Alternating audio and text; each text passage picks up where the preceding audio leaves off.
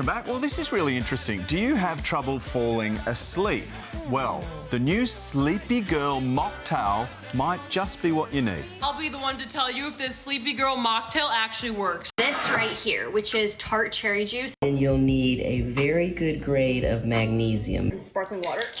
And then you swirl it around a little bit and you have yourself a nice Sleepy Girl Mocktail. It's delicious. See you tomorrow morning to let you know if it worked. Delicious. Well rested. It's taken social media by storm. But is it actually worth the hype? Let's bring in Sunrise GP, Dr. Ginny Mansberg. Good call. Good morning to you. People are raving about this, so we need a doctor's perspective. Obviously. Talk us through how it's made. Okay, so cherry juice, we're going to pretend that it's tart cherry juice, even though it's actually black, which is why it's going to look a little bit different here on Sunrise. Okay. To where, you know, so we got half a cup of that. We've got 1 tablespoon of your magnesium powder. Top it up with your sparkling water, shove an ice cube in it.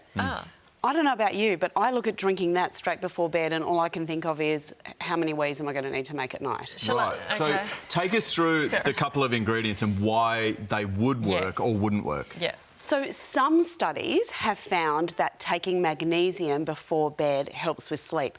Other studies have found that it doesn't work, so the jury is still out on a scientific basis. Does relax the muscles, doesn't it? Helps with... It can, and I think it could give you a really nice placebo effect, and who doesn't mind a good placebo? That's fine. In terms of the tart cherry juice, it does contain tryptophan, which is one of the essential amino acids. There are 9 of them altogether that you don't make in your body.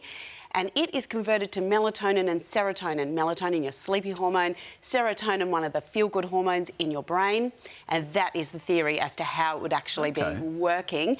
The thing is, there's just not nearly enough. You need 1 gram of tryptophan, which would actually work if you got it as a supplement. That would mean you'd need about 12 sleepy time cocktails. Okay, because a lot of And then you win. Oh, yes, all night.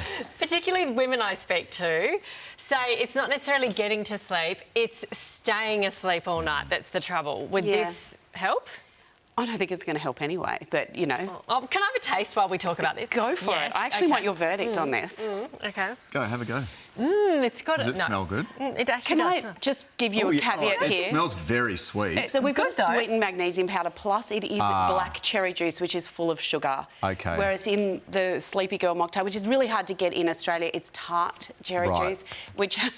Very sweet. So little sugar in the tart ones. Yeah. OK, so let's... Because we get all of our best information off TikTok, right? But realistically, though, what will help us sleep? OK, so we've got some things that you should eat, but there's really no evidence about any particular food that you have just before bed to give you a good night's sleep.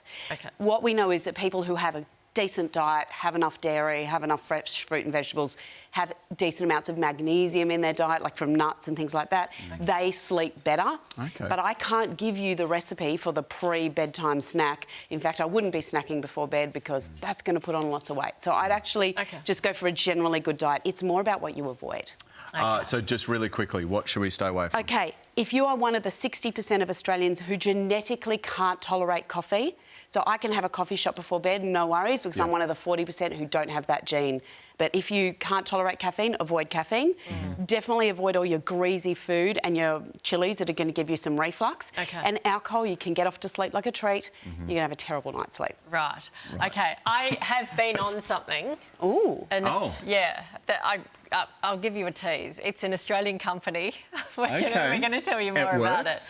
It has been working. It's the best thing I've tried so far. And the best evidence is for CBTI, Cognitive Behavioural Therapy for Insomnia. Reach Out is a great website. It is free. So it's a free program, 4 sessions, amazing evidence for it. We might solve this. I should go to that. That sounds really good. OK, thank you, Ginny.